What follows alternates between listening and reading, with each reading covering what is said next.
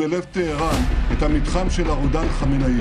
Israel ও যুক্তরাষ্ট্র যৌথভাবে এমন এক সামরিক অভিযান শুরু করেছে যার লক্ষ্য ইরানের অস্তিত্বগত হুমকি দূর করা। সামরিক উত্তেজনার মধ্যেই এমন মন্তব্য করলেন ইসরায়েলি প্রধানমন্ত্রী বেনিয়ামিন নেতানিয়াহু। জাতির উদ্দেশ্যে দেওয়া ভাষণে আয়াতুল্লাহ খামেনির শাসন ব্যবস্থার সমালোচনা করেন। নেতানিয়াহু বলেন, কিছুক্ষণ আগে ইসরায়েল ও যুক্তরাষ্ট্র এমন একটি অভিযান শুরু করেছে যার উদ্দেশ্য ইরানের সন্ত্রাসী শাসন ব্যবস্থা তৈরি করা, অস্তিত্বগত হুমকি সরিয়ে দেওয়া।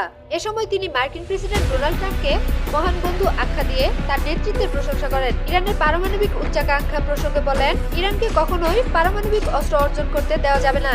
এটি পুরো মানবজাতির জন্য হুমকি হয়ে দাঁড়াতে পারে। একই সঙ্গে পারস্য, কুর্দি ও আহওয়াজি জনগোষ্ঠীর নাম উল্লেখ করেন। ইরানের সাধারণ জনগণকে অত্যাচার ও শৃঙ্খল ভেঙে একটি স্বাধীন ও শান্তিকামী ইরান গড়ে তোলার আহ্বান জানান। এই ভাষণে ইসরায়েলের নাগরিকদের সতর্ক থাকার পরামর্শ দিয়ে বলেন, আমরা একসঙ্গে দাঁড়াবো, একসঙ্গে লড়বো এবং একসঙ্গে ইসরায়েলের চিরস্থায়িত্ব নিশ্চিত করব।